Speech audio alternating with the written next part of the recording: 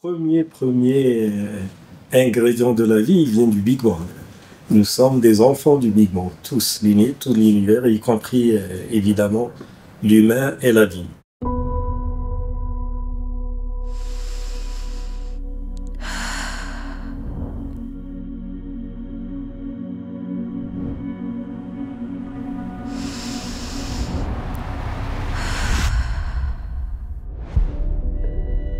Depuis la nuit des temps, l'humanité lève les yeux vers le ciel et se pose la même question. Sommes-nous seuls ? Dans l'immensité de l'univers, il existe des milliards de planètes. Des mondes hostiles, des géantes gazeuses, des terres englouties sous des océans de glace et peut-être quelque part une planète semblable à la nôtre. À plus de 2750 mètres d'altitude, en plein cœur des montagnes de l'Atlas, un groupe de chercheurs traque ces mondes invisibles. Bienvenue à l'observatoire de Lucaïméden.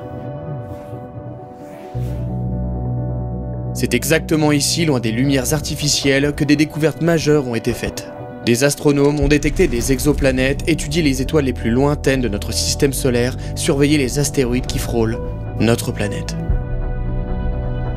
Dans ce documentaire, je vais vous emmener au cœur d'une science qui repousse chaque jour les limites de notre compréhension du cosmos.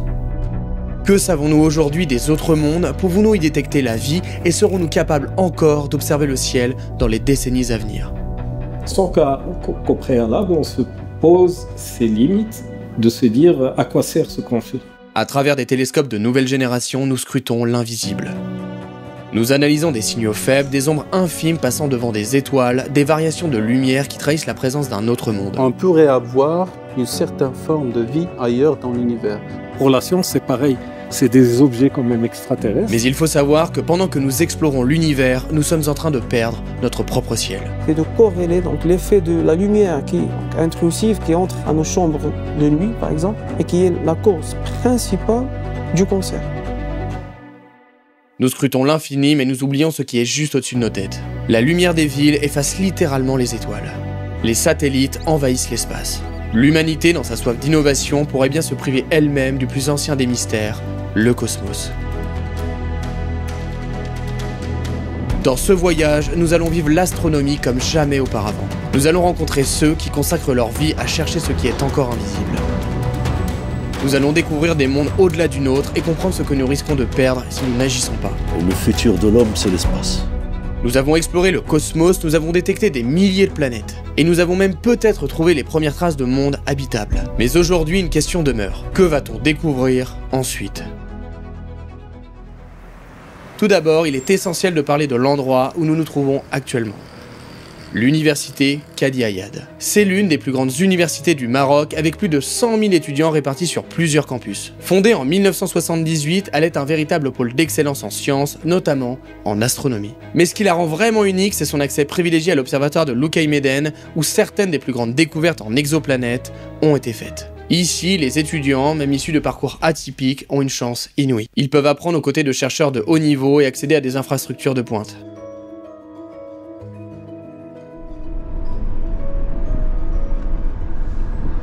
Bon, maintenant, il est temps de passer à l'action. Et il faut savoir que l'après-midi s'annonce très intense. On a plusieurs interviews, un lieu qui est juste incroyable et des sujets qui vont nous plonger au cœur de l'astronomie.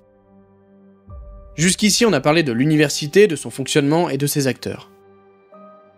Mais maintenant, on passe à un autre niveau. On quitte la théorie pour entrer dans la science brute. On va rencontrer des chercheurs, des spécialistes qui travaillent sur des exoplanètes, sur la pollution lumineuse, sur l'avenir de l'astronomie marocaine. Et c'est exactement ici que le documentaire prend toute sa dimension. Nous arrivons à l'Atlas Golf. Un lieu surprenant pour des interviews scientifiques, mais qui se révèle parfait pour l'occasion. Entre les expositions d'astronomie, les congrès et les conférences, c'est un endroit où la science et l'art se rencontrent. Préparez-vous parce que ce qui va suivre risque de vous faire voir l'univers autrement. Il faut savoir que notre voyage est bien plus qu'un déplacement. Maintenant que nous avons posé le contexte, que nous avons compris le cadre dans lequel les chercheurs évoluent, il est temps d'ouvrir les portes de l'inconnu. D'explorer ce qui dépasse notre quotidien, ce qui repousse les limites de notre compréhension. L'univers est vaste, infini et insondable. Chaque nuit au-dessus de nos têtes, il se déploie un spectacle grandiose, un ballet cosmique dont nous ne sommes qu'un infime fragment. Pourtant, au milieu de cette immensité, une question persiste, traverse les âges et obsède les scientifiques comme les rêveurs. Sommes-nous seuls? Existe-t-il quelque part une planète semblable à la nôtre où la vie aurait émergé, prospéré et même évolué? À travers l'étude des exoplanètes, ces mondes qui orbitent autour d'étoiles lointaines, nous traçons peu à peu les contours d'une réponse. Grâce aux avancées technologiques, nous avons aujourd'hui la capacité de détecter ces planètes, d'analyser leur atmosphère et de spéculer sur leur habitabilité. Et ici, dans cette université, dans ces laboratoires discrets mais essentiels, des chercheurs travaillent dans l'ombre pour éclairer notre avenir. Il est temps maintenant d'entrer dans le cœur de cette quête et de donner la parole à ceux qui façonnent notre vision de l'univers. On va passer à une partie qui parle justement des techniques et des détections aussi des exoplanètes. Mais avant de parler de ça, est-ce que tu peux juste nous décrire un petit peu déjà ce que c'est qu'une exoplanète? Pourquoi on dit exoplanète? On dit exoplanète, le préfixe exo, c'est pour dire que c'est à l'extérieur de notre système solaire. D'accord. Parce que avant 1995, on pensait que notre système solaire pourrait être le seul système dans l'univers. Mais en 1995, nous avons eu la première détection de la toute première planète en orbite autour d'une autre étoile que notre Soleil, et c'est ce qu'on appelle exoplanète. Exoplanète, c'est tout simplement une planète plus ou moins semblable à nos planètes dans notre système solaire, mais elle est en orbite autour d'une autre étoile que notre Soleil, parce qu'il faut savoir que le Soleil ne fait qu'une étoile parmi des milliards d'étoiles dans notre galaxie. Pendant des siècles, nous pensions que notre système solaire était une exception, notre maison unique dans un quartier vide. Nous étions les seuls, du moins, c'est ce que nous pensions. Et puis un jour, nous avons regardé plus loin et nous avons découvert que nous n'étions pas seuls dans notre quartier. C'est en 1995 qu'une découverte a tout changé. La première exoplanète a été détectée autour d'une autre étoile que notre Soleil. Elle s'appelle 51 Pégasi b, une planète gazeuse située à 50 années-lumière de nous. Depuis, les astronomes ont repéré plus de 5500 exoplanètes confirmées et ce chiffre continue d'augmenter chaque mois. On estime aujourd'hui qu'il y aura au moins 100 milliards d'exoplanètes rien que dans notre galaxie, la Voie lactée. Autrement dit, il y a probablement plus de planètes que d'étoiles. Mais toutes les exoplanètes ne se ressemblent pas. Certaines d'entre elles sont gigantesques et brûlantes, tandis que d'autres sont petites et glaciales. Et voici quelques types d'exoplanètes que nous avons déjà identifiés. Tout d'abord, il y a les super-terres. Ce sont des planètes entre 1,5 et 10 fois la masse de la Terre. Certaines ont une surface rocheuse, alors que d'autres pourraient être recouvertes d'océans gigantesques. Par exemple, il existe Kepler 452b, une planète située à 1400 années-lumière, parfois même surnommée la cousine de la Terre. Ensuite, on a les mini-Neptunes. Elles sont plus petites que Neptune, mais possèdent une épaisse atmosphère. Leur rayon est généralement entre 2 et 4 fois celui de la Terre. On ignore encore si elles ont une surface solide ou si elles sont entièrement gazeuses. Pour continuer, on a les Jupiter chaudes. Ce sont des géantes gazeuses souvent aussi grandes ou plus grandes que Jupiter, mais qui orbitent très près de leur étoile. Elles sont des milliers de fois plus chaudes que notre propre Jupiter, avec des températures atteignant les plus de 2000 degrés. Et certaines d'entre elles ont même des pluies de métal liquide, comme par exemple WASP-76b. Et il y a évidemment certaines planètes qui nous intéressent un peu plus que d'autres, les exoplanètes situées en zone habitable. C'est la catégorie qui nous intrigue le plus. Ce sont des planètes situées dans la zone habitable de leur étoile, une région où l'eau liquide pourrait exister. La Terre est située dans cette zone autour du Soleil. Alors, pourrait-il y avoir d'autres terres ailleurs? Un exemple fascinant est TRAPPIST 1e, une planète rocheuse située à 39 années-lumière qui pourrait avoir une atmosphère et de l'eau liquide à sa surface. Chaque exoplanète découverte est une nouvelle pièce du puzzle cosmique. Certaines d'entre elles pourraient être même semblables à notre planète, tandis que d'autres pourraient nous surprendre avec des atmosphères étranges et des conditions extrêmes. Mais une chose est sûre, nous venons à peine de commencer cette exploration. Mais alors vient une question évidente. Comment peut-on détecter ce genre de planète exactement quand on pense à leur distance gigantesque? Pour vous donner une idée, détecter une exoplanète, c'est comme essayer de repérer une luciole qui vole devant un phare allumé. La lumière de l'étoile est tellement intense que la planète est pratiquement invisible. Alors, comment fait-on? Comment depuis la Terre pouvons-nous détecter ces mondes cachés à des centaines, parfois des milliers d'années-lumière de nous?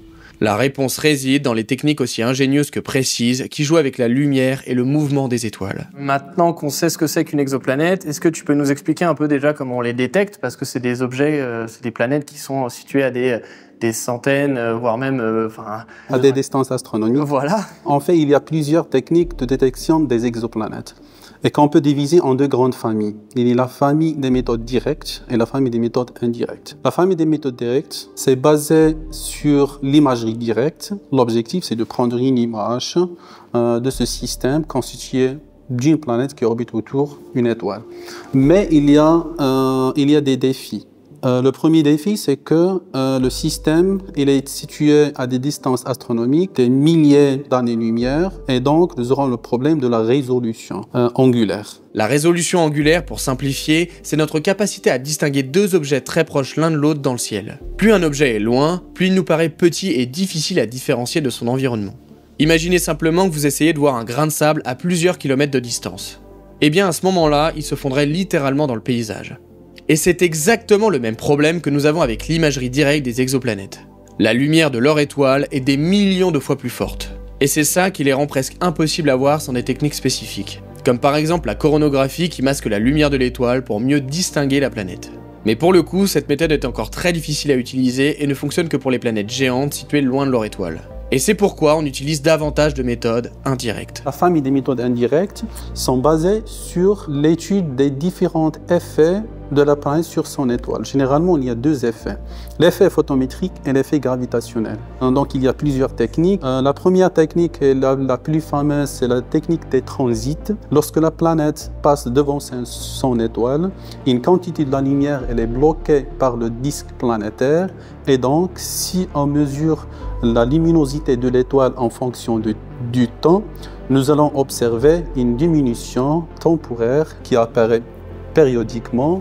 Et donc, on peut dire qu'un objet passe devant son étoile et cet objet il est potentiellement planète. Pour mieux comprendre, imaginez que vous regardez une ampoule allumée et que quelqu'un passe devant avec un petit objet comme par exemple une balle de golf. Ce que vous allez voir à ce moment-là, c'est une très légère baisse de luminosité à peine perceptible. C'est exactement ce qui se passe avec les méthodes de transit. Chaque fois qu'une exoplanète passe devant son étoile, elle bloque une fraction infime de la lumière et cette baisse est détectable par des télescopes spécialisés comme Kepler et TESS. Et grâce à cette technique, nous avons découvert des systèmes comme TRAPPIST 1 avec ses 7 planètes rocheuses dont 3 en zone habitable. Mais attention car il faut être prudent. D'autres phénomènes comme les étoiles binaires ou des variations naturelles de l'étoile peuvent produire de faux positifs. C'est ce qui oblige les astronomes à vérifier ces données avec d'autres méthodes. Il y a l'autre méthode qui s'appelle la méthode de la vitesse radiale et donc elle est basée sur l'effet Doppler. L'effet Doppler, c'est le changement de longueur d'onde selon le mouvement du source lumineux. L'effet Doppler, on le voit tous les jours sans s'en rendre compte. Imaginez une ambulance qui approche de vous. Plus elle s'approche de vous, plus le son de la sirène semble devenir beaucoup plus aigu. Et une fois qu'elle passe, elle s'éloigne et le son devient plus grave. Eh bien ce phénomène se produit aussi avec la lumière. Quand une étoile oscille légèrement à cause de la présence d'une planète qui l'attire, sa lumière est décalée vers le bleu lorsqu'elle se rapproche de nous et vers le rouge quand elle s'éloigne. En mesurant ces variations minuscules dans la lumière de l'étoile, nous pouvons détecter la présence d'une planète, estimer sa masse et déterminer sa trajectoire orbitale. Cette technique a permis de découvrir 51 Pégasi B en 1995, la première exoplanète détectée autour d'une étoile semblable au Soleil. L'autre technique, c'est la technique d'astrométrie, c'est de mesurer la position de l'étoile dans le ciel, ses coordonnées, rotation and declination. Il y a aussi d'autres méthodes qui est basée sur le micro-lentille gravitationnelle, déviation de la lumière, lorsqu'elle passe à côté d'un corps très massif, c'est dans le cadre de la relativité générale d'Einstein. L'astrométrie fonctionne comme une balance très sensible. Imaginez que vous regardez une étoile fixe depuis la Terre. Si une planète massive tourne autour d'elle, l'étoile va légèrement osciller sous l'effet de la gravité de la planète. Quant aux micro-lentilles gravitationnelles, c'est un phénomène qui permet de voir des planètes extrêmement lointaines, même en dehors de notre galaxie. Et tout cela en utilisant l'effet de loupe gravitationnelle prédit par Einstein. Une étoile qui passe devant une autre agit comme une lentille naturelle, amplifiant la lumière de l'arrière-plan et révélant parfois la présence d'une exoplanète en orbite. Et c'est l'une des seules méthodes qui nous permet de détecter des exoplanètes situées à des distances colossales. On pourrait avoir une certaine forme de vie ailleurs dans l'univers. Et de mon point de vue, la chimie qui a fait apparaître la vie sur Terre doit avoir lieu sur une autre planète ailleurs dans l'univers. Parce que notre univers, elle est assez vaste, nous avons assez d'étoiles, assez de planètes. Et donc, je crois bien que nous pouvons avoir des planètes ailleurs dans l'univers qui ont une certaine forme de vie.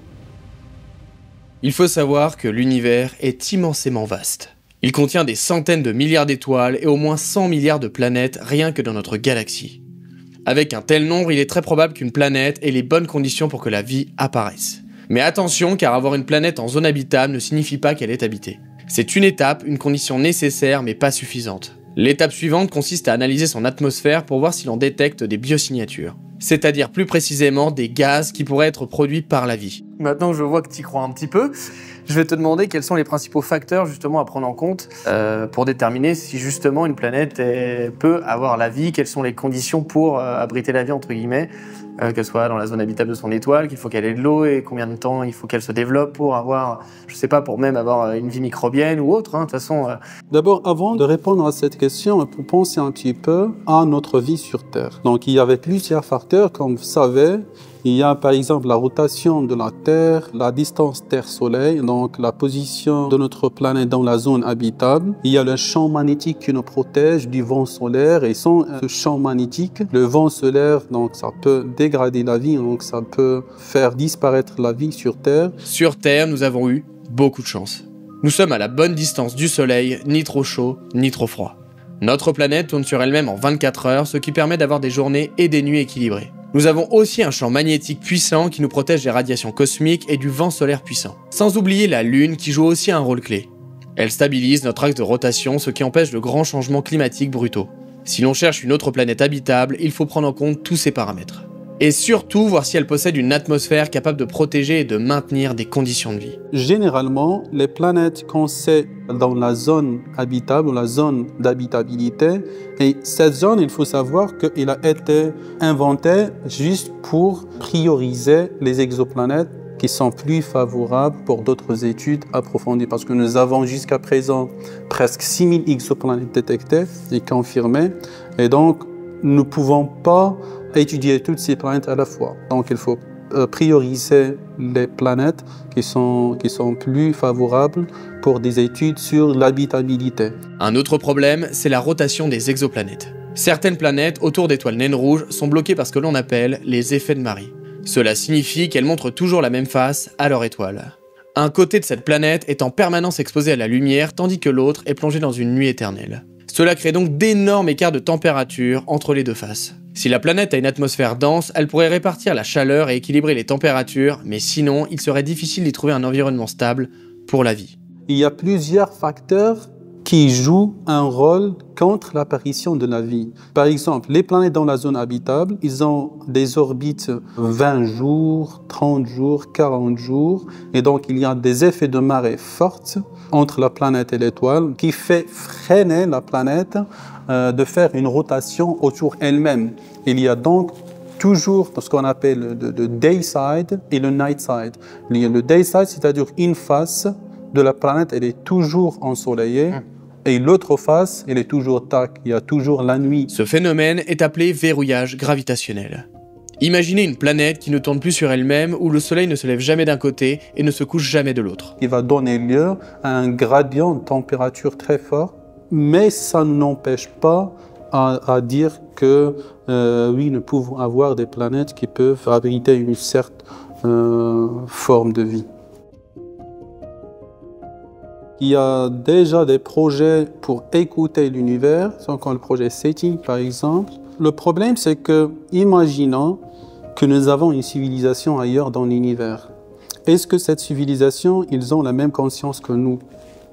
Est-ce qu'ils ont développé un certain type d'intelligence pour construire leur propre technologie? Et donc, s'ils ont une technologie, est-ce qu'ils ne vont pas pouvoir communiquer avec nous? Le programme SETI, Search for Extraterrestrial Intelligence, est l'un des plus grands projets de recherche qui tente de capter des signaux venus d'autres mondes. Mais la question ici n'est pas seulement d'écouter, elle est surtout de savoir quoi écouter.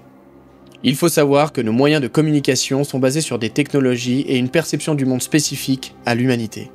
Une autre civilisation, par exemple, ne pourrait pas utiliser les mêmes systèmes que nous, rendant la communication extrêmement difficile, voire même impossible. Imaginons maintenant que nous avons une civilisation avec une certaine intelligence qui a développé une technologie. Donc, pour communiquer, quels sont les moyens qu'on va utiliser? Parce que notre civilisation et l'autre civilisation sont développées indépendamment. Et donc, le problème, c'est que est-ce qu'il y a un moyen de communiquer avec eux? Donc, quelle est la langue qu'on va utiliser? Imaginons un instant que nos cerveaux fonctionnent différemment de ceux d'une autre espèce intelligente. Sur Terre, même entre espèces, les modes de communication varient énormément. Les humains parlent, les dauphins utilisent des ultrasons et les abeilles dansent pour communiquer. Alors, comment être sûr que des êtres vivants sur une exoplanète utilisent les ondes radio comme nous? Peut-être qu'ils utilisent des signaux gravitationnels, des impulsions lumineuses ou des phénomènes que nous n'avons même pas encore découverts. Et même si nous captions un signal, serions-nous capables de le comprendre? L'autre problème, c'est que, imaginons que nous avons une civilisation qui a pu communiquer avec nous. Cette civilisation, elle est à des distances astronomiques, à des milliers d'années-lumière, et pour envoyer un message, donc on envoie un message, donc il va prendre, par exemple, imaginons que nous avons une civilisation par le système TRAPPIST 1, donc il va falloir 40 ans pour qu'ils reçoivent notre message. Et nous devons attendre 2 fois cette distance pour recevoir leur réponse. Ouais. Et donc, je pense que ça serait très difficile de communiquer, mais ça n'empêche pas à chercher des signes ou bien des messages qui sont envoyés. Les distances interstellaires posent un problème fondamental. Nous sommes limités par la vitesse de la lumière. Aujourd'hui, c'est une barrière infranchissable selon nos connaissances actuelles de la physique. Même en envoyant un message à la vitesse maximale possible, il mettrait des siècles, voire des millénaires pour atteindre une exoplanète lointaine. Cela signifie donc que chaque tentative de contact est un pari sur l'avenir. Car au moment même où nous recevons une réponse, notre civilisation ne pourrait très bien plus exister. Aussi, lorsqu'on parle d'une civilisation, les scientifiques et les philosophes, ils ont déjà pensé beaucoup à cette topic. Et ils disaient que lorsqu'on parle d'une civilisation, on peut parler d'une civilisation qui est déjà apparue et disparue. Donc, une civilisation qui existe actuellement avec nous, ou bien une civilisation qui va apparaître après notre disparition. L'univers a plus de 13,8 milliards d'années. Les civilisations pourraient émerger et disparaître à des époques totalement différentes. Cela signifie que même si la vie intelligente est courante, les chances qu'elle existe en même temps que nous sont extrêmement faibles. C'est ce que l'on appelle le paradoxe temporel des civilisations extraterrestres. Elles pourraient être trop anciennes ou trop jeunes pour que nous puissions les rencontrer.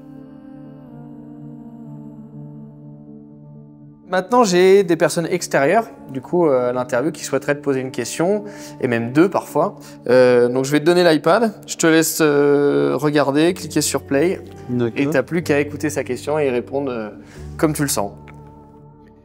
Bonjour à tous, bonsoir à tous, j'espère que vous allez bien. Alors voilà, en fait, j'ai essentiellement 2 questions à vous poser concernant les exoplanètes. Ma première question étant, quelle exoplanète semble être la meilleure candidate afin d'accueillir la vie humaine? Et dans un deuxième temps, ma deuxième question serait, quel est l'intérêt en fait de rechercher des exoplanètes si l'on sait pertinemment que pour le moment, nous n'avons pas en fait les technologies nécessaires pour s'y installer? Voilà, merci beaucoup. En fait, je n'ai pas, pour la première question, je n'ai pas exactement une planète à la tête qu'on peut dire qu'il est la meilleure planète pour faire des recherches sur la vie. Ouais. Mais pour la deuxième question, quel est l'intérêt? Donc la question c'était quel est l'intérêt de chercher des planètes ailleurs si on peut pas y aller, ouais. Si nous n'avons pas les moyens pour y voyager, c'est ça. D'abord, ce qu'on fait pour les exoplanètes, c'est pas seulement pour y voyager, mais pour répondre à plusieurs questions fondamentales qui ont été posées depuis des siècles. Comment notre système solaire s'est formé et comment il a évolué? Avec les exoplanètes, donc il y a plusieurs questions qui sont posées. Comment les exoplanètes ou bien les systèmes exoplanétaires se forment et évoluent? C'est ça la question principale qui est posée. Et avec les exoplanètes, on veut répondre à cette question. Il y avait d'autres questions, bien sûr. Quelles sont les conditions qui ont fait apparaître la vie sur Terre? Ouais. Et quelles sont les conditions qui peuvent faire apparaître la vie ailleurs dans l'univers? C'est pas forcément pour y voyager, mais pour étudier, pour comprendre notre système solaire et pour comprendre l'univers. Maintenant, j'ai une autre question de Charles. Hop, je te laisse. D'accord. Je te laisse regarder. Bonjour à vous, moi je suis passionné de science-fiction et justement j'ai une petite question pour vous. Dans les œuvres de science-fiction, on voit très souvent l'humanité qui colonise des exoplanètes, mais on ne dit jamais comment ils ont réussi à y parvenir.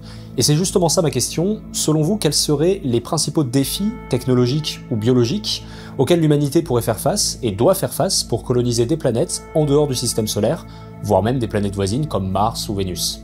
Voilà, merci à vous pour votre réponse. C'est une question très intéressante. Généralement, pour les exoplanètes, le défi principal, c'est que nous sommes limités en termes de vitesse, à la vitesse de la lumière. Et que les systèmes sont situés à des années-lumière, comme j'ai dit, des centaines à des milliers d'années-lumière. Et donc, ça serait très difficile d'y voyager. Donc, par exemple, pour voyager à un système qui est situé à 40 années-lumière, donc pour aller et revenir, ça fait l'âge moyen de l'homme sur Terre. Et donc, ce qui est très difficile. Aussi, en termes de carburant, comment on va voyager, quelles sont les forces qu'on va utiliser, aussi les moyens qu'on va utiliser. Et donc, je pense qu'actuellement, avec la technologie actuelle, il est très difficile de faire ça. Je ne veux pas être très pessimiste, mais je peux dire que c'est impossible. Pour les planètes de notre système solaire, j'ai souvent eu cette question. Si on fait la même chose sur une autre planète, comme Mars par exemple, comme nous avons fait sur Terre, il serait mieux de rester sur Terre et de ne pas y aller. Ouais. Si on va plier la Mars, donc c'est mieux de rester ici. Pour Mars par exemple, donc il faut savoir d'abord est-ce qu'il a un champ magnétique pour nous protéger du vent solaire. Il faut s'adapter par exemple à sa gravité. L'oxygène, est-ce que nous avons assez d'oxygène? Bien sûr, non. Et donc, comment on va, donc quelles sont les solutions, les techniques qu'on va utiliser pour créer une atmosphère riche en oxygène? Donc, bien sûr, les scientifiques pensent à faire par exemple des explosions massives ou quelque chose comme ça pour créer une atmosphère artificielle. Et donc, je pense que c'est une thématique qui est très difficile et en même temps très ambitieuse. Nous avons exploré les exoplanètes, les mondes lointains, les recherches fascinantes qui nous aident à mieux comprendre notre place dans l'univers. Mais avant d'aller plus loin dans cette quête, un autre combat se joue bien plus près de nous, ici même sur Terre. Car que vaut notre capacité à explorer le cosmos si nous perdons notre propre ciel étoilé? La pollution lumineuse efface progressivement ce lien millénaire que nous avons avec l'univers. Les étoiles disparaissent sous un voile artificiel et l'observation astronomique devient un défi toujours plus grand. Mais heureusement, des scientifiques et des passionnés se battent pour préserver cette fenêtre sur l'infini. Parmi eux, nous avons l'association Dark Sky qui œuvre pour réduire la pollution lumineuse et protéger les dernières réserves de ciel noir sur Terre. Alors, comment lutter contre ce phénomène? Quels sont les impacts réels de cette lumière envahissante sur l'astronomie, l'environnement et notre propre santé? C'est exactement ce que nous allons découvrir maintenant. Le début de l'initiative, c'était un peu par les astronomes qui ont donc incité cette initiative, donc ont créé cette tentative donc de protéger l'observatoire, de protéger donc leur travail, leur recherche. Bon, la création de l'observatoire était officiellement en 2007. Avec les données qu'on a donc là-bas, avec les caméras au sky, on s'aperçoit donc qu'il y a un danger de la lumière qui vient de Marrakech, des petits villages aux alentours de l'observatoire. Ça a créé une inquiétude donc sur les observations, sur la recherche. Le but, c'est d'élargir un peu l'observatoire, d'avoir plus de projets, donc plus de copoles, plus de télescopes, faire plusieurs recherches. Et donc là, on voit que cette lumière qui vient pour nous, entre parenthèses, c'est un désastre qui va être un désastre pour l'observation. L'observatoire ne se contente pas d'observer le ciel, il veut grandir, se développer et accueillir de nouveaux projets scientifiques. Mais cette expansion est menacée par une lumière grandissante qui envahit progressivement l'horizon. Aujourd'hui, nous ne perdons pas seulement les étoiles, nous perdons aussi la capacité de comprendre l'univers. Si rien n'est fait, des décennies de recherche pourraient être compromises par une lumière que nous pouvons pourtant contrôler. L'initiative Dark Sky a donc vu le jour pour protéger ces lieux d'observation essentiels. Mais comment peut-on réellement lutter contre la pollution lumineuse? Quels sont les moyens concrets mis en place? C'est ce que nous allons découvrir. Voilà, donc les fruits de cette initiative, c'était en 2018 qu'on a pu donc créer le premier workshop dédié justement à étudier la pollution lumineuse, leurs effets. Oui, parce que c'est ça aujourd'hui, Dark Sky, on dénonce qu'il y a trop de pollution lumineuse, mais est-ce qu'on fait quelque chose pour qu'entre guillemets, il y en ait moins, et comment on le fait? Ça, c'était le but du workshop, savoir comprendre le problème de la pollution, et comment l'étudier, et comment le contrôler, bien sûr, dans le futur, et donc réduire son impact négatif sur l'astronomie. Mais bon, dans le workshop, ne se focalisait pas sur l'astronomie, mais la pollution aussi, il impacte d'autres secteurs. Il faut savoir que l'impact de la pollution lumineuse ne s'arrête pas au télescope et à l'astronomie. Évidemment, elle empêche les astronomes d'observer les objets les plus faibles du ciel, mais elle perturbe aussi les cycles biologiques de nombreuses espèces nocturnes. Certains oiseaux migrateurs se perdent à cause des lumières artificielles, tandis que les insectes nocturnes sont attirés par les lampadaires et meurent en masse, dérangeant toute la chaîne alimentaire. Et même nous, les humains, nous sommes affectés. La lumière artificielle excessive dérègle notre production de mélatonine, impactant notre sommeil et notre santé. Quelle est la solution pour, par exemple, les villageois? Est-ce qu'ils vont éteindre leur lumière? Donc, on doit leur présenter une alternative. Voilà. Bah oui. Il ne faut pas éteigner, mais bon, changer le lampadaire de telle façon qu'il respecte certaines caractéristiques. Voilà, on commence à élargir un peu donc, les intervenants dans ce projet de Dark Sky. C'est un véritable défi. Comment convaincre les gens de réduire leur impact lumineux sans compromettre leur mode de vie? L'éclairage public est essentiel pour la sécurité et la vie quotidienne, donc il faut trouver des alternatives intelligentes. L'idée est de ne pas supprimer la lumière, mais de mieux l'utiliser, en orientant les lampadaires vers le sol plutôt que vers le ciel et en adoptant des ampoules à lumière chaude qui réduisent la dispersion lumineuse. En parlant aussi du Dark Sky, est-ce que vous anticipez aussi peut-être par la suite, pas forcément maintenant, parce que là on parle beaucoup de luminosité, on peut parler aussi de pollution, mais on peut parler aussi de la pollution, on parle des satellites, du ciel. Oui. Est-ce que justement cette association a aussi un impact, peut-être plus tard, dans le futur, d'essayer justement de garantir un ciel dégagé, quand on pense souvent à SpaceX, Elon Musk, tous les satellites qu'il peut envoyer qui sont trop lumineux. Oui. Est-ce que justement là-dessus on pense avoir une initiative par le futur? Alors, parce que lui aussi, elle gêne aussi les observations. Oui. Et donc c'est une autre source de pollution. Mais je pense que par la suite, ça va pousser un peu, créer des normes aussi pour garder le ciel. Pour faire donc de l'internet ou donc c'est démesuré peut-être pour l'utilité mondiale, ouais. L'utilité mondiale, c'est ça. Au final, c'est comme on en discutait, je sais plus, avec le doyen, oui, il me semble, de l'université, qui nous disait justement à quoi ça sert en fait de faire autant, d'avoir internet partout, si au final les gens qui habitent dans ces régions-là ne peuvent même pas l'utiliser ni le payer en fait. Voilà. Donc quelle utilité au final? Voilà, mais forcément par le futur, donc ça sera un peu structuré un peu. Voilà. Le problème est très simple. Plus il y a de satellites en orbite basse, plus ils reflètent la lumière du soleil et plus ils perturbent les observations astronomiques. Lorsqu'un télescope pointe une région du ciel pour capturer une image longue pause, il peut être traversé par des dizaines de satellites en quelques minutes, laissant des traînées lumineuses sur les clichés scientifiques. Ce problème est particulièrement visible avec les constellations de satellites de communication comme Starlink de SpaceX, qui prévoit de lancer plus de 40 000 satellites dans les prochaines années. Petite question aussi très importante, parce que ça pourrait aussi s'adresser, on va dire, au monde entier, parce que ça touche pas forcément, je pense, que le Maroc. Je pense que mondialement, il y a forcément des pays qui, comme au final tu l'as dit tout à l'heure, la France, nous, on a des normes, mais on va à Paris, je suis désolé, on voit pas le ciel. Mais est-ce que justement ça pourrait pas s'adresser à une population mondiale? Et comment toi déjà tu fais pour communiquer ça à la population, pour leur expliquer les problèmes en fait que ça cause? Mais est-ce que justement il n'y a pas un impact supérieur, comme leur dire oui mais toi dans ta santé ça va peut-être t'impacter aussi d'avoir trop de lumière comme ça? Oui, c'est ça. Donc côté recherche par exemple, pour sensibiliser un peu les gens, les habitants, c'est de corréler donc l'effet de la lumière intrusive qui entre à nos chambres de nuit, par exemple, et qui est la cause principale du cancer. Quand je suis à Paris, ça veut dire qu'en fait la lumière extérieure de la ville permanente, entre guillemets, peut me rendre malade. Oui, c'est ça. Alors, c'est énorme. Alors on a des hormones, par exemple, le mélatonine, voilà, qui est responsable donc à nos sommeils, par exemple. Et donc on essaie de mesurer l'impact de cette lumière qui entre pendant la nuit sur le taux de mélatonine. Nous avons vu les dangers de la pollution lumineuse, son impact sur l'astronomie, la nature et même notre santé. Mais préserver le ciel nocturne ne suffit pas. Il faut aussi transmettre cette passion et cette science aux générations futures. L'astronomie ne se limite pas à observer l'univers, c'est aussi une aventure humaine, un voyage intellectuel qui inspire et questionne. Si nous voulons continuer à explorer les exoplanètes, comprendre notre place dans l'univers et repousser les frontières du savoir, alors il est essentiel de transmettre ces connaissances. Qu'est-ce qu'on pourrait dire aujourd'hui, qu'est-ce que vous pourriez dire justement à un jeune qui s'intéresse un petit peu à l'astronomie, mais qui a un petit peu peur des compréhensions, de quelque chose pour le motiver, entre guillemets, à peut-être s'intéresser à plus loin encore dans ce domaine? On est très satisfait parce que les premiers festivals d'astronomie, c'était à Marrakech. Mais actuellement, il y a d'autres villes qui organisent. Il y a le festival d'astronomie d'Ifrane, à l'université Al-Akhawaïn, le festival de Rabat, le festival d'Agadir, donc il y a une ouverture actuellement des jeunes pour l'astronomie.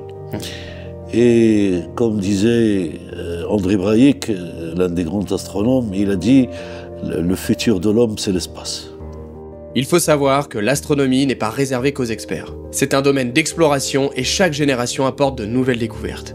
Aujourd'hui, avec l'accès instantané à l'observation, il est plus facile que jamais d'apprendre, d'observer et de se passionner. Il y a encore quelques années, il fallait se déplacer en bibliothèque pour chercher un livre sur les étoiles. Alors qu'aujourd'hui, avec un simple smartphone, on peut accéder à des milliers de ressources, simuler des planètes en 3D et même pointer son téléphone vers le ciel pour identifier les étoiles. Quand on prend l'exemple, par exemple, actuellement du satellite James Webb, c'est l'intelligence collective. C'est-à-dire d'envoyer un engin vers le point de Lagrange, donc un point d'équilibre entre la Terre et le Soleil. Et c'est un satellite qui fonctionne dans l'infrarouge. Donc il apporte beaucoup de nouveautés sur les confins de l'univers, sur l'origine de l'univers, sur beaucoup de données qui sont encore floues et méconnaissantes. Après une journée aussi dense où nous avons traversé les étoiles, exploré les défis de l'astronomie et pris conscience des dangers qui menacent nos observations, il est temps maintenant de souffler un peu. L'esprit encore rempli d'images de mondes lointains et d'idées pour préserver notre ciel, nous reprenons la route. En roulant vers l'hôtel, nous avons un moment pour digérer tout ce que nous venons d'entendre. Ce combat pour préserver le ciel nocturne n'est pas seulement une affaire scientifique. Il nous concerne tous. Nous avons grandi sous un ciel d'étoiles, mais aurons-nous la chance de les voir demain ? Demain, une autre aventure nous attend. Mais pour l'instant, c'est l'heure de se poser, de se recentrer, et peut-être avant de fermer les yeux, de lever la tête une dernière fois vers ce qui nous rassemble tous, vers l'infini du cosmos.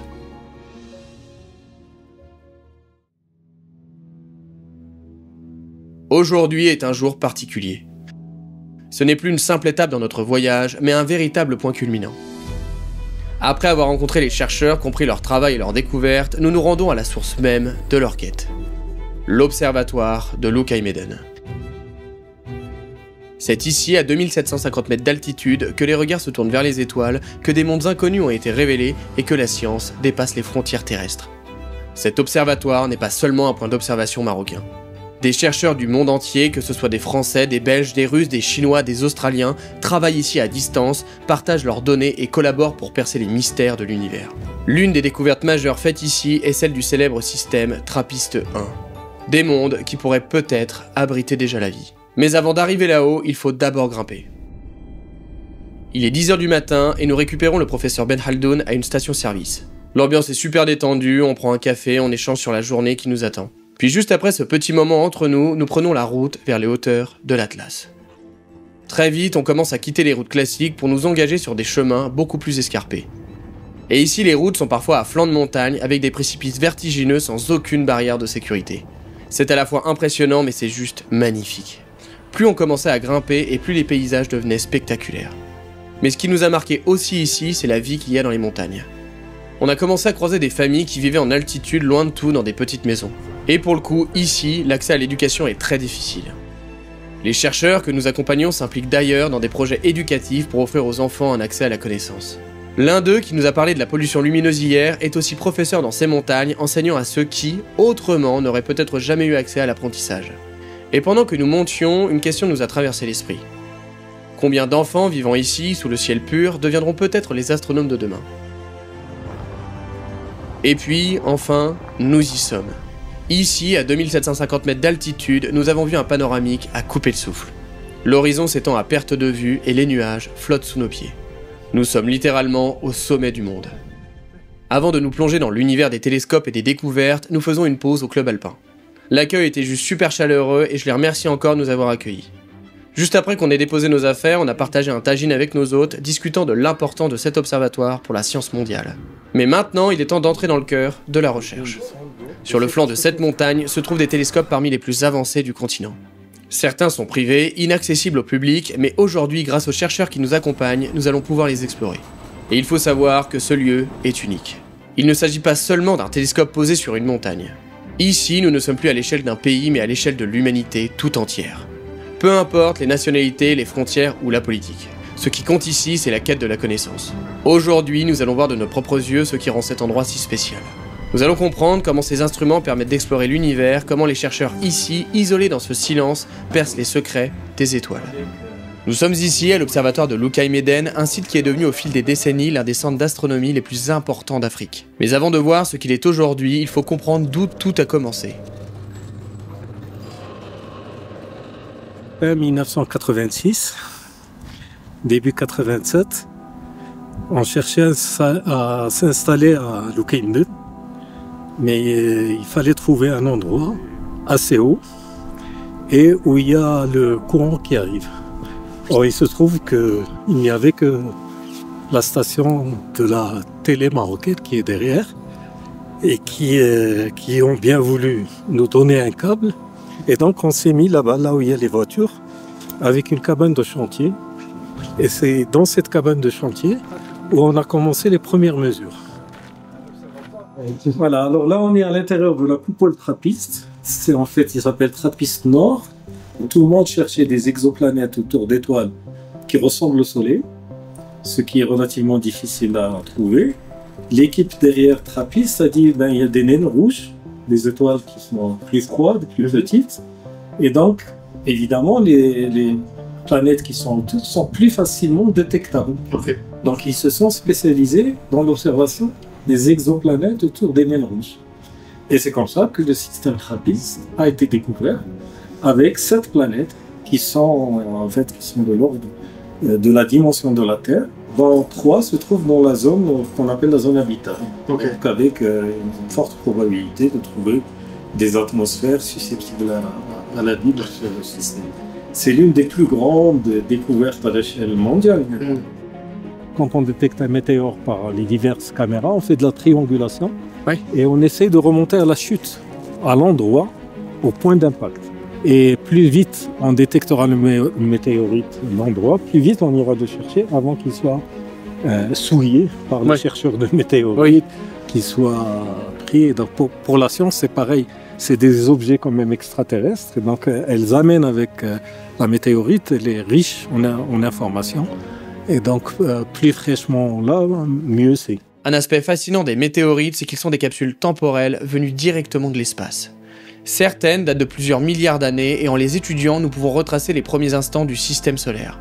Mais pour les exploiter pleinement, il faut les récupérer le plus vite possible avant qu'elles ne soient altérées par l'environnement terrestre. Donc, il y a un réseau, là c'est le réseau GMN, il s'appelle Global Meteor Network.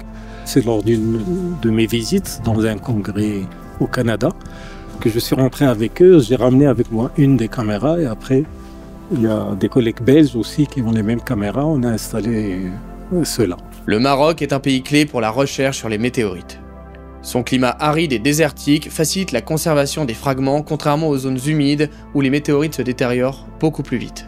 Avec un réseau de surveillance en expansion, le pays est de plus en plus impliqué dans la recherche de ces objets célestes.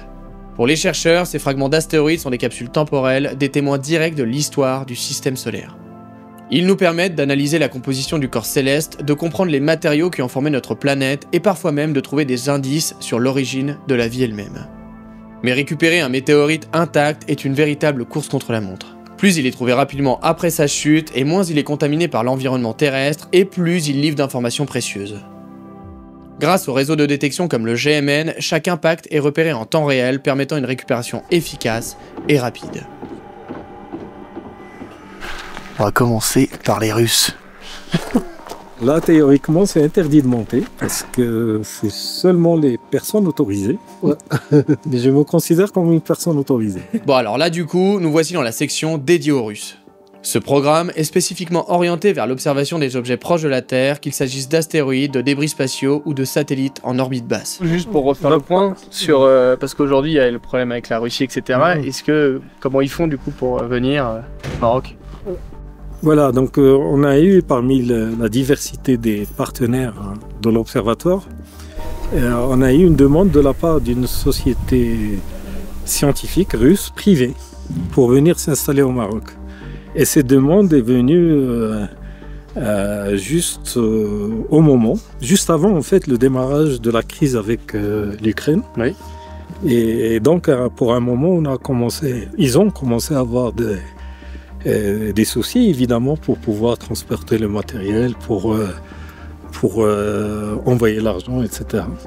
Alors l'astuce qu'ils ont réussi à trouver, c'est de créer une société de droit marocain qui traite avec la Russie. Donc, vous savez que le Maroc, il traite beaucoup avec la Russie. Il y a des échanges, il y a des phosphates, il y a du gaz, je crois, russe qui arrive. Il y a de l'export marocain vers la Russie. Donc ça s'est pas arrêté. Ok. Et ils ont trouvé le moyen de détourner les embargos, les divers embargos qui sont faits, notamment pour les vols. Il n'y avait plus, par exemple, de vols directs de Russie vers le Maroc. Ils ont dû passer par la Turquie. Et donc, je pense que même le matériel a dû transiter par la Turquie pour venir au Maroc. Ok. Voilà, mais ils ont réussi à vite s'adapter et à surmonter les difficultés, et à installer le... Et ça marche très bien, ils sont très efficaces et très ingénieux aussi. Ils ont aidé par exemple pour cet abri. Bon, ça s'est fait au départ avec une société marocaine, mais ils ont, en termes d'ingénierie, ils ont beaucoup apporté pour rendre l'abri un peu plus robuste et plus synchronisé. Ce que cette histoire montre, c'est que la science dépasse les frontières. Même dans un contexte de tension internationale, la collaboration scientifique trouve toujours des solutions. L'astronomie n'a pas de nationalité et l'exploration spatiale est une quête collective. Ici, malgré les défis géopolitiques, les chercheurs russes et marocains travaillent ensemble pour surveiller les objets célestes et préserver la sécurité dans l'espace. Après, quand on a développé le concept de louer des télescopes, je crois que tous les télescopes, sauf un, sont loués à des partenaires, à divers partenaires étrangers. Et un particulier, par exemple, qui a envie de venir, admettons qu'il s'y connaît un petit peu, il peut louer ce genre de matériel ou pas? Ah oui, toi, si tu peux louer. Oui, c'est ça. Je te le loue. Ce qui était intéressant à savoir ici, c'est qu'aujourd'hui, il est possible pour un passionné d'astrophotographie d'accéder à un télescope professionnel depuis chez lui, en le louant directement à distance. Ces observatoires offrent une opportunité unique à ceux qui veulent capturer des images précises de l'univers sans avoir à investir dans du matériel coûteux.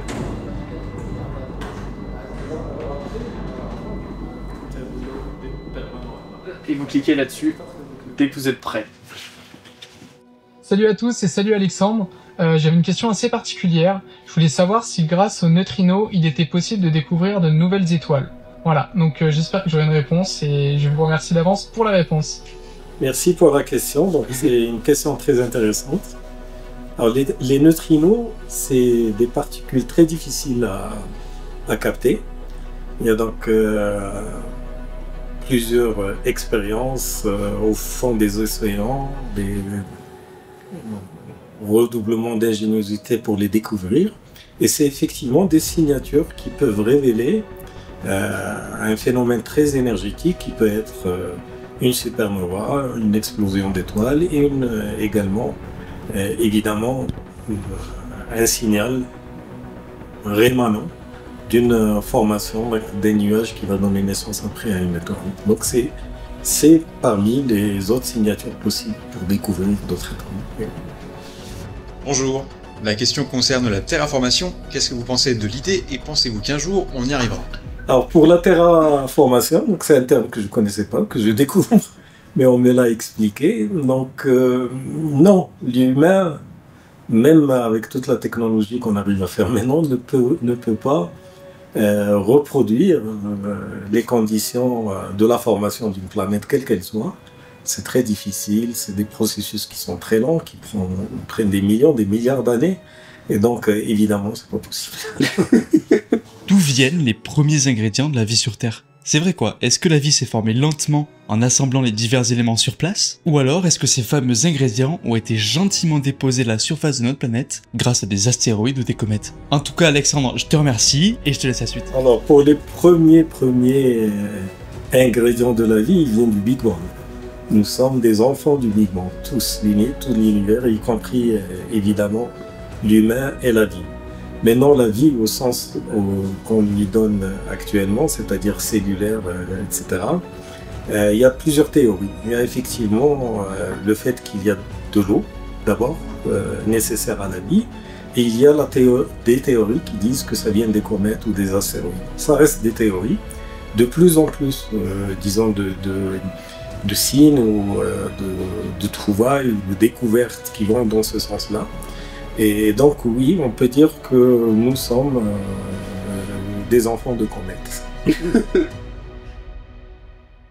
Après une découverte intense, entre découverte scientifique et exploration des installations, nous arrivons à ce moment unique où le temps semble suspendu. Le soleil disparaît lentement derrière les crêtes, projetant des teintes dorées et pourpres sur l'observatoire. Le ciel, quant à lui, s'apprête à dévoiler son spectacle le plus fascinant. Autour de nous, un silence absolu s'installe. Seulement interrompu par le souffle léger du vent et le bruit lointain des coupoles qui s'ouvrent progressivement. C'est ici, à plus de 2750 mètres d'altitude, loin des lumières de la ville, loin de toute agitation humaine, que la nuit prend une toute autre dimension.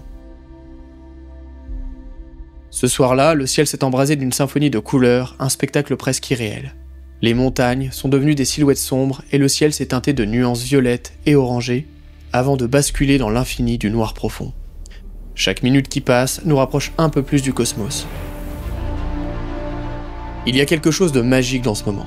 Ce n'est pas juste une nuit qui tombe, c'est le début d'une exploration. Une porte qui s'ouvre vers l'inconnu, vers des étoiles. Et aussi vers des mondes que nous ne verrons jamais de nos propres yeux, mais que nous pouvons détecter, analyser et rêver. Là-haut, des milliards d'étoiles scintillent, certaines depuis des millions d'années, d'autres à l'aube de leur existence. Ce voyage à l'observatoire de Lukai-Méden a été bien plus qu'une simple expédition scientifique. C'est une véritable aventure humaine. Une plongée au cœur de la recherche où nous avons eu la chance de rencontrer des chercheurs passionnés, des esprits brillants qui chaque jour repoussent les frontières de notre compréhension de l'univers. Dans ces journées intenses, nous avons appris bien plus que des faits scientifiques. Nous avons découvert le travail de précision, la patience infinie qu'il faut pour capter la moindre donnée, la rigueur de ceux qui scrutent le ciel chaque nuit à la recherche de mondes invisibles. Chaque échange, chaque découverte, chaque observation nous a permis d'entrer dans leur univers, de mieux comprendre ce qu'il faut décrypter dans l'immensité du cosmos. Mais rien de tout cela n'aurait été possible sans l'accueil incroyable que nous avons reçu. Merci du fond du cœur à tous ces chercheurs qui nous ont ouvert leurs portes, qui nous ont partagé leur savoir et nous ont permis d'observer leur travail de l'intérieur. Grâce à eux, nous avons pu voir l'univers sous un nouvel angle. Nous avons pu comprendre les enjeux de la recherche astronomique et surtout mesurer l'importance de préserver cette curiosité qui nous pousse à aller toujours plus loin. Et bien évidemment, un immense merci à Mathias, mon cadreur, qui a tout filmé avec talent, avec patience et avec un regard unique. Et il faut savoir que sans lui, ce documentaire n'existerait tout simplement pas. Pendant des jours et des nuits, il a suivi chaque instant, capté chaque détail, sublimé chaque image pour offrir cette immersion totale. Ce projet est aussi le sien et son travail mérite toute la reconnaissance possible. Ces jours de tournage ont été une véritable épreuve, mais aussi une expérience hors du commun. Entre les kilomètres parcourus, les nuits courtes et les conditions parfois extrêmes, ce documentaire a demandé un travail titanesque, mais il en valait chaque seconde. Car au-delà des images, au-delà des découvertes, ce que nous avons vécu ici restera gravé en nous. Et à la fin, il n'y a qu'une seule chose à dire. Bienvenue sur Indiana Space.